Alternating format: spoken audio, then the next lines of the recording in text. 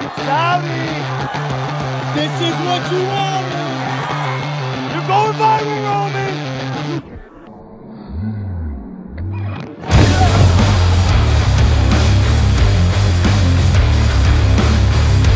WWE était donc en Arabie Saoudite pour la seconde et dernière fois de cette année 2022, un événement marqué par la présence et la performance de Logan Paul dans le main event, mais aussi par beaucoup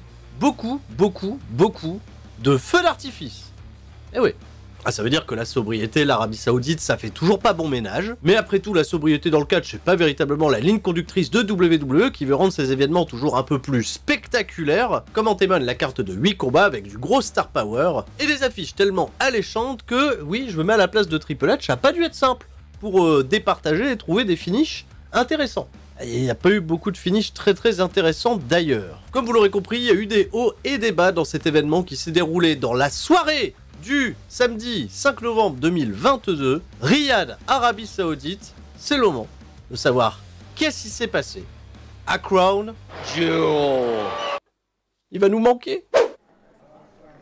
Mesdames et messieurs, le directeur et responsable créatif de la WWE, Paul Triple H Lévesque.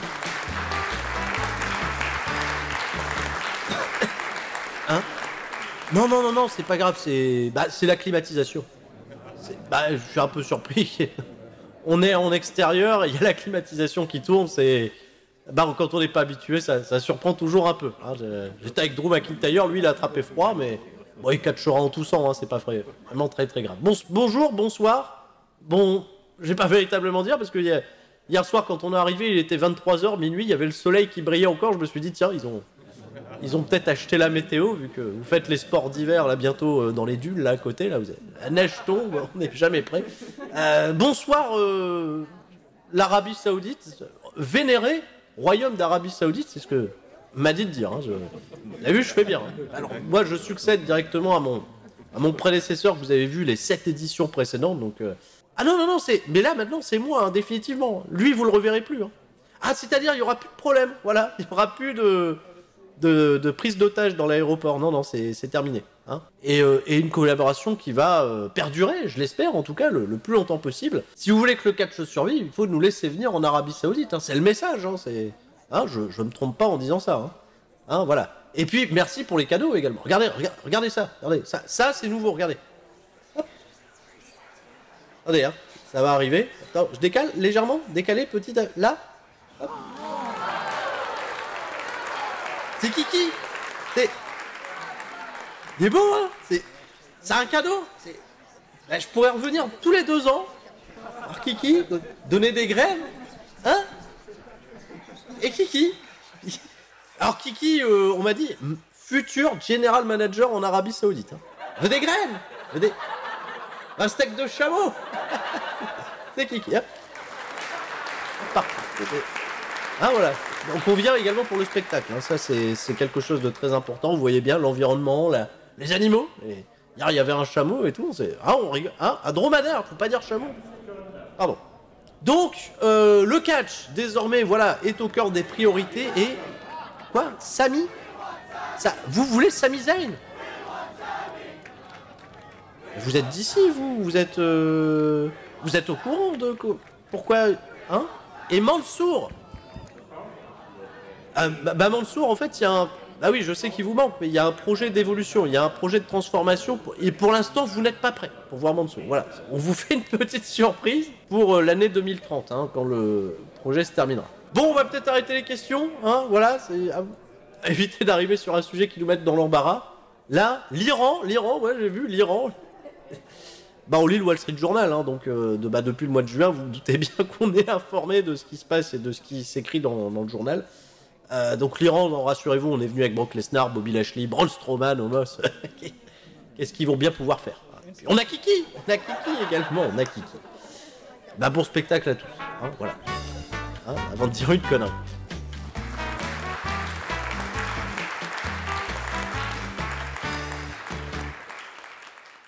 Un clip de présentation pour lancer ce Premium Live Event narré par la légende Titus O'Neil. Oui, vous vous souvenez, celui qui a fait du ventriglisse en Arabie Saoudite. Et WWE démarre en gros costaud puisque le premier combat de la soirée va opposer Bobby Lashley, supporter du Racing Club de Lens, à Brock Lesnar. Le Brock Lesnar de l'Arabie Saoudite, hein, et qui était là pour raconter la suite de son histoire avec Bobby Lashley, parce que c'est vrai que c'est une rencontre qu'on attendait, et cette fois-ci dans les règles, puisque la dernière fois c'était en janvier pour le Royal Rumble, et c'était une victoire de Bobby Lashley par des interventions extérieures. Là on se dit un vrai mano à mano, un vrai duel de titans, de guerriers, dans les règles de l'art. Et bah non, il n'y aura pas les règles de l'art. Ah bah non, dès le départ, Bobby Lashley, il a attaqué Brock Lesnar à l'extérieur du ring, lui a porté non pas une, non pas deux, non pas trois, mais 4 spears avant de faire le tomber. 1-2, dégagement. Et des spears, il y en a eu 2 dans le ring, 2 à l'extérieur, dont une à travers les barricades. Brock Lesnar sur une jambe, parce que la première attaque en traite, c'était sur la jambe. Va réussir 2 German suplex, un F5 pour un compte de 2, là aussi. Bobby Chou va contrer un nouveau F5 pour porter sa Spinebuster, partir à l'extérieur du ring, foutre Brock Lesnar dans le poteau, le ramener, porter sa Full Nelson. Pendant pas moins de 1 minute 45, mais Brock Lesnar résiste, et Brock Lesnar résiste tellement bien qu'il va prendre appui sur la 3e corde, essayer de rouler en arrière. Et Bobby Lashley, surpris par la technique de Brock Lesnar, on a tous été surpris. Le match, il a commencé avec un coup de bazooka pour se terminer avec un croche-pied. Quoi? Bobby Lashley, welcome. Bah oui, mais c'est pas véritablement roll-up zone, c'est plus... Welcome.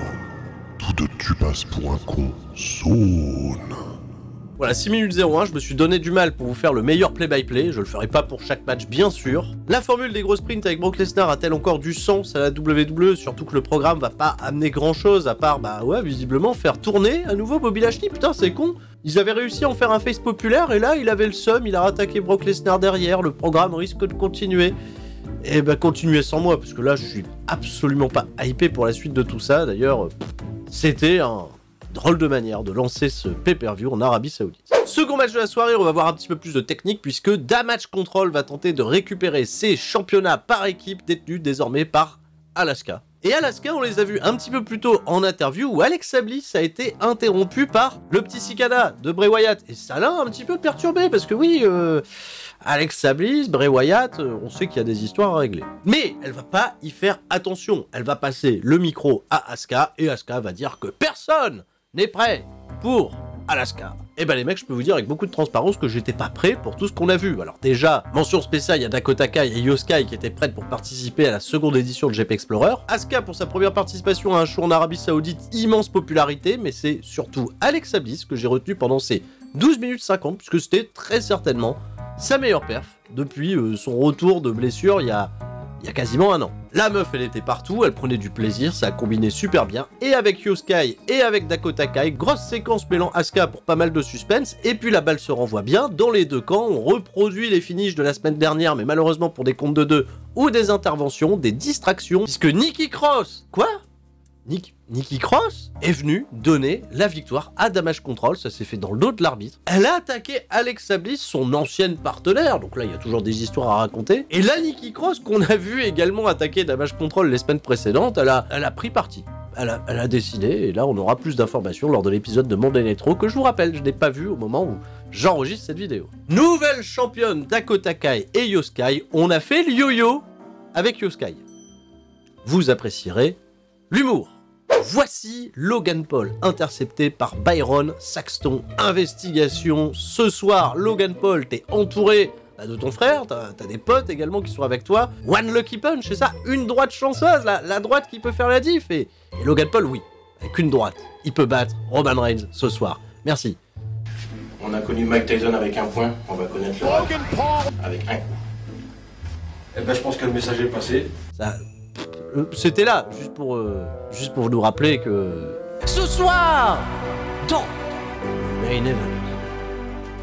On a connu Mike Tyson avec un point, on va connaître Logan Paul avec un coup. Le match en cage, Scarlett Bordeaux qui accompagne Karrion Kross et qui fait face à Drew McIntyre qui veut se venger, bien entendu. Drew, il est venu avec son épée.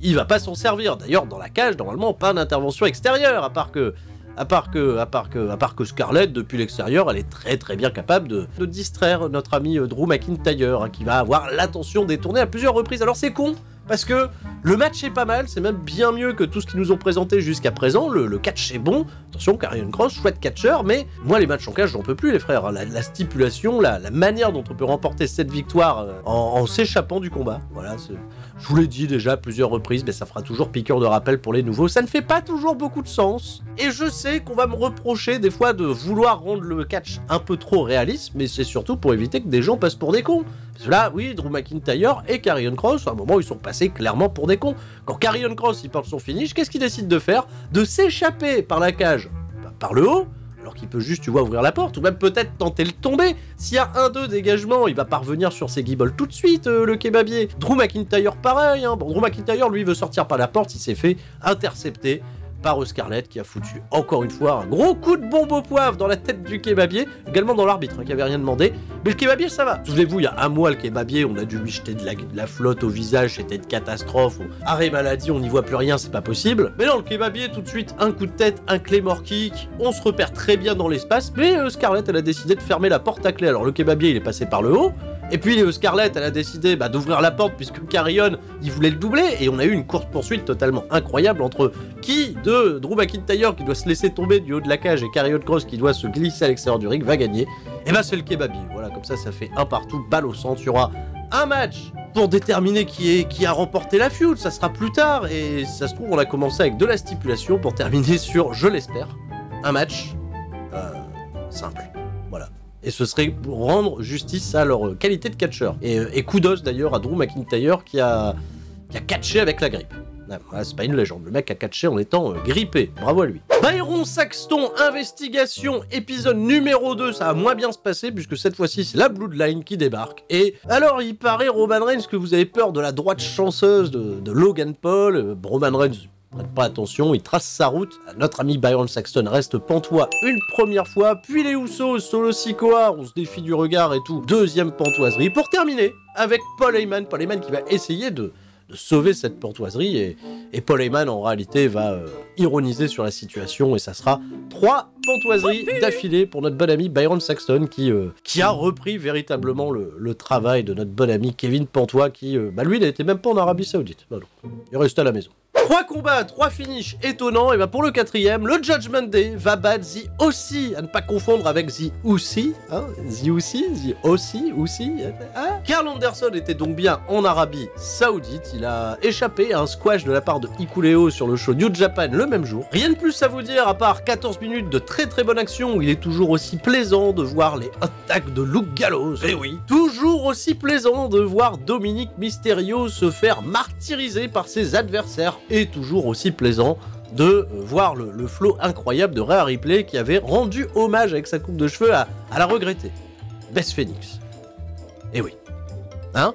Non, elle est pas morte, c'est juste Rhea Ripley qui s'amuse. Elle est taquine. Et Rhea Ripley a été plutôt discrète sur l'intégralité du combat, ça cachait bien quelque chose, puisque AJ Styles va commettre l'erreur. Dans le dos de l'arbitre, la distraction, la guillotine qui fait la différence. Finn Balor n'a plus qu'à envoyer le coup de grâce pour remporter la victoire du Judgment Day. Victoire prévisible et du gros momentum pour la bande. Hariri, Fifi, Dada et samedi dernier à Crown.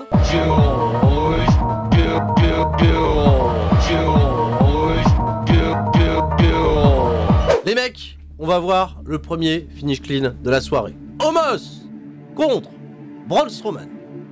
La terre va trembler. Ils ont pas pété le ring, mais ils ont fait ce duel de titans, de colosses, qui nous promettait déjà quelque chose d'incroyable au vu de ce qui s'était passé la veille en conférence de presse. Coucou! Ça a duré 7 minutes 19. Et si vous n'avez pas vu le combat, 7 minutes 19, connaissant Omos et Braun Strowman, ça peut être effrayant. Et sachez une chose, il n'y a rien eu de raté. Il n'y a pas eu de cringe. Non, au contraire, on a fait les choses très simplement. C'était des basiques, tout de basique, avec un Braun Strowman qui va, en plus de ça, nous raconter une histoire, puisqu'il va galérer par 2 fois à essayer de soulever Omos, qui va dominer d'ailleurs l'intégralité de la rencontre, avant de se faire surprendre au final par le monstre au-dessus des monstres, puisqu'il lui a porté son Power Slam. Le move final était impressionnant, victoire de Braun Strowman, clean, et Omos, repart. Il était seul, Omos, MVP il est pas là, parce que MVP il peut pas aller en Arabie Saoudite. Ah oui, vous voulez savoir pourquoi?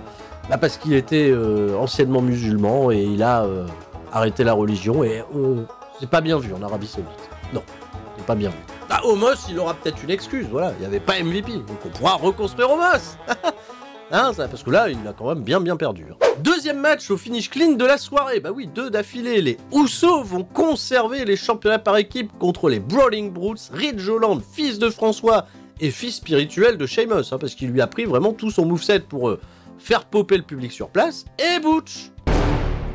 Il y a une super chimie avec les Usos, tout combine très bien. Ridge Holland a fait des trucs très chouettes aussi. Les Usos ont fait un petit peu ce qu'ils font habituellement, à savoir des super kicks, des esquives, être vif, bien vendre, mettre en valeur leurs adversaires et créer du suspense, et justement du suspense dans un match où on pensait qu'il y en aurait peu, et on a quand même réussi non pas à se faire peur, mais peut-être à s'enthousiasmer quand Jimmy Uso a été balancé par-dessus les barricades, que le finish a été porté par les Brawling Brutes, 1-2, et Jimmy Uso est revenu de nulle part pour casser le tombé, c'était bien joué. Gros hockey fight pour terminer, qui va tourner à l'avantage des Usos, qui vont réussir un 1D en avalanche, hein, depuis la 3e corde. C'était très joli, Butch a perdu. Les Usos, la semaine prochaine à SmackDown, défendront leur championnat contre le New Day pour dépasser le record du plus long règne, hein, de champion par équipe à la WWE. Ça va être pas mal.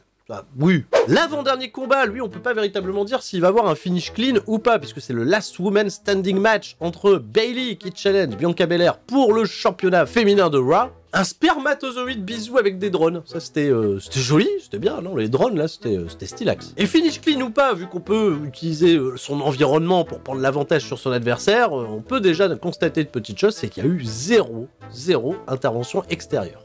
Et ouais. Un début de match qui m'a beaucoup amusé, puisque Bayley, n'arrivant pas à prendre l'avantage sur Bianca Belair, beaucoup plus vive pour elle, va décider d'abord de se munir d'un quête de stick que Bianca Belair esquive à la perfection. Elle va ensuite avoir recours à une chaise. C'est-à-dire que Bayley, elle s'est dit, tiens, vu que j'arrive pas à taper avec un quête de stick, avec une chaise, je vais aller plus vite. Mais non, t'es con, une chaise c'est plus lourd. Et puis il y a le vent aussi qui prend, alors elle se fait contrer. Et troisième option, elle s'est dit, je vais prendre une échelle. Ça n'a pas marché du tout, Bayley, la stratégie, ça va pas, encore, il l'aurait fait d'abord l'échelle, puis la chaise, puis le quête de stick pour gagner en vitesse. Il y a eu ensuite quelques petits spots amusants à l'extérieur du ring, dont notamment un jeu de top, là, je sais pas, là, le jeu où on a un maillet, on doit taper sur la tête de la top qui sort du trou, ils se sont un peu amusés à faire ça avec un quête de stick et la tête de Bianca Belair, bon, c'était, voilà. Par contre, l'arbitre, je comprends pas, l'arbitre, il s'est mis à compter Bianca Belair au sol alors qu'il ne la voyait pas, parce qu'elle était cachée, elle pouvait être debout, accroupie. Plus tard, il va y avoir un spot un peu similaire où les deux femmes vont remonter la rampe d'accès. Il va y avoir une Bayley to Bayley, d'ailleurs super impressionnant de la part de Bayley, où Bianca Belair s'est éclaté le dos, c'était très joli. Il va y avoir un spot un peu cool avec une malle où Bianca Belair, elle va se retrouver enfermée dans une malle par Bayley. Et l'arbitre, pareil, il va commencer à compter. Donc, si ça avait été un match du cercueil, il aurait gagné, mais commence à compter 1, 2, mais tu peux pas savoir. Bon, je doute, il n'y a pas la place, elle est peut-être accroupie, etc. Hop, elle est ressortie, ça a cogné Bayley, c'était très drôle. Mais excusez-moi du peu, il y a, en quelque sorte, eu problème arbitral. Il y a certainement eu problème arbitral. Alors, vous allez pas me dire qu'il est pas en Arabie Saoudite. La veille en conférence de presse, on a eu Logan Paul qui arrivait sur un chameau. Non mais... Oh! Il y a certainement eu problème arbitral. Un problème arbitral, des règles qu'on comprend mal. Mais qui faut-il appeler? C'est Michel Beaujolais. Bonjour. Michel! Michel! Vous êtes de retour, Michel! On vous avait pas vu depuis le The Event, putain, depuis 2 mois quand même. Et bravo, hein. Bravo pour la performance au The Event. Même si on sait que c'était pas vous sur les images, mais on vous a vu au moins parler avec Étoile dans l'avant-match. Ça, c'est... Bravo, hein. Eh bien, sachez qu'avant d'aller plus loin, cher ami, je tenais encore une fois à remercier Adrien pour sa chaleureuse invitation dans la belle ville de Montpellier pour le The Event. Malheureusement, au vu de l'agression subie par votre serviteur, je n'ai pu exercer mon devoir de corps arbitral et je suppose qu'un imposteur, il vous ressemble un peu d'ailleurs, hein, je tiens à vous signaler mais non, mais ça nous intéresse pas, mais Michel, là on a besoin de vos services parce qu'on a un cas de problème arbitral dans un last man standing, il faut quand même que l'arbitre puisse voir si la catcheuse est debout, si elle est enfermée dans une malle, comment ça se passe. Est-ce que vous avez déjà eu les cas je sais que vous êtes de retour là, à la WWE, là, vous pouvez peut-être nous éclairer. Eh bien non, cher ami, puisque désormais, ma carrière dans le corps arbitral est terminée. Ah, Le poste d'arbitrage surveillance vidéo Lavar est désormais vacant. Ah d'accord. Et j'ai été désormais nommé superviseur de l'imagerie, des effets spéciaux et de tous les jeux d'enquête en lien avec le personnage du Lapin Blanc. Vous savez que j'aime beaucoup les animaux. Donc malheureusement, même si je peux répondre à votre question, je ne suis pas en droit d'exercer mes talents de la profession arbitrale.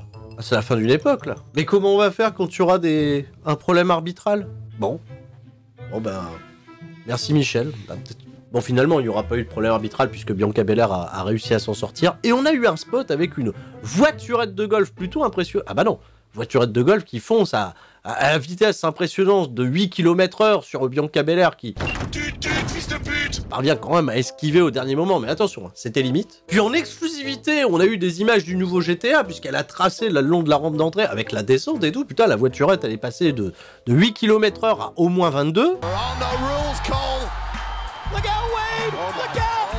Un spot sur la table qui a été manqué, c'est pas grave. Pauvre Bayley d'ailleurs, elle a dû prendre cher. Powerbomb, Bayley debout au compte de 9. On revient dans le ring, il y a eu des spots dans les chaises, il y a eu un 450 porté par Bianca Belair qui a été esquivé, elle s'est croûtée elle aussi dans les chaises. On a sorti une échelle pour finir en Madame Sandwich. Et oui, Bayley qui va terminer en sandwich dans l'échelle, coincée sous la première corde. Impossible pour elle de s'en dégager, impossible pour elle de se relever. Et ça me rappelle un petit peu ces finishes originaux dont le très grand, le très célèbre John Cena Batista, avec Batista dans ce Last Man Standing qui n'avait pas pu se relever parce qu'il avait les deux pieds attachés au poteau, c'était rigolo. C'est pas une victoire véritablement décisive pour Bianca Belair, mais une victoire plutôt maligne, plutôt futée. Et Bianca Belair conserve à nouveau ce championnat dans un match, oui il faut le dire, qui a été assez original pour le coup. Bray Wyatt, il est venu parler, il est venu faire une longue entrée. Et les amis, c'est vrai qu'il n'y a pas eu de SmackDown recap, j'ai pas parlé de ce qui s'est passé avec Bray Wyatt la veille lors de l'épisode de SmackDown enregistré. Il pète un câble, l'ami Bray Wyatt, parce qu'il aime pas être interrompu quand il parle de sujets comme ça qui touchent autant. Et il fait bien évidemment référence à ce masque, à ce fameux oncle Audi qui l'interrompt sans arrêt. Petit excès de colère, péter un câble, attention, il va retomber du côté obscur de la force. Et là, on a compris avec cette promo qu'il y a un vrai problème de côté obscur de la force. Bray Wyatt, il veut avoir du succès, il veut qu'on se rappelle de lui, mais il veut plus se cacher derrière un masque. Il veut plus de pouvoir, il veut plus de surnaturel, enfin, c'est ce qu'on a cru comprendre. Il veut résister à l'appel du masque du Fiend. Et justement, l'oncle Audi décide à ce moment-là de faire éruption et le tente. Remets ton masque, remets ton masque, Bray. Bah vas-y, remets-le, t'es trop fort quand t'as ton masque et tout. Allez, mets ton masque, s'il te plaît. Bray Wyatt, il a assisté à ça, il a rien dit et puis le segment s'est arrêté là. Donc là, il y a un conflit, il y a vraiment un conflit de personnalité entre le... Genre, tu vois, il a le petit diable rouge qui est d'un côté, là, Bray Wyatt, et l'autre qui dit non, tu vas être un gentil et tout, le petit ange. Hein, là, on a perdu un petit peu en subtilité, Michel, hein, vous pouvez nous expliquer là, parce qu'au début, il y avait des jeux de pistes, il y avait des codes, il y avait... Parce que là, j'ai regardé aussi, là, les images, la subliminale, tout ça, il n'y a rien de nouveau, C'est fini le jeu de piste avec Bray Wyatt, désormais c'est il est gentil, il est méchant, ange ou démon. Hein, dites-nous Michel. Il est vrai, désormais c'est un secteur sur lequel je peux vous éclairer. Cependant, ça gâcherait toute la surprise, c'est pour ça que je vais pas vous le dire. Vous allez continuer gentiment à scanner les QR codes, amener votre propre enquête, être surpris par cette belle histoire de chasse au trésor que nous vous avons concoctée, comme celle d'ailleurs que concocte votre ami de l'avenir là. Hein? Comment il s'appelle là? Sturie de l'avenir là, Sturie de... Le futur, c'est ça. Oui, parce que même si je travaille plus sur votre chaîne, j'ai vu les quelques indices, voilà, le donjon du destin. Du nord de Katmandou, du sommet de l'Himalaya, il y a des promesses que vous avez pas tenues, monsieur. Les anciennes vides... Mais de quoi il parle? Et ça, votre bon ami du futur, il veut vous le faire payer. Mais revenez! Jamais je vous parlerai de ça. Je sais qu'il y a longtemps je vous ai pas. J'ai pas la force. Bon, c'est pas grave. Le main event, Logan Paul, qui a posé beaucoup de problèmes à Roman Reigns. Un combat qui a duré 25 minutes, avec là encore des entrées très spectaculaires. Logan Paul qui est arrivé sur un trône plus haut que le mont Everest, mais pas accompagné de son frère. Son frère Jacques. Bah non, frère Jacques, dormez-vous, il est pas venu. Il viendra un peu plus tard, on nous a promis que Logan Paul était accompagné par le frère Jacques. Roman Reigns aussi, lui, il a pris son temps. L'entrée, elle a duré plus de 5 minutes. Alors, Logan Paul, il a été bon. Il a été incroyable, ce troisième match, il est doté d'une facilité athlétique déconcertante, j'ai l'impression de me répéter, parce que je l'avais dit déjà la première fois à WrestleMania, je l'avais redit derrière avec le Miz. Non, c'est très très fort. Il est très bon. Prend appui sur les cordes, ça vole très très haut. On est obligé d'admettre, le mec est ultra talentueux. C'est très très fort. Des sauts carpés, ça bouge très très bien, ça vend pas mal aussi, ça reste en sécurité, même si on a appris un petit peu plus tard qu'il s'était blessé.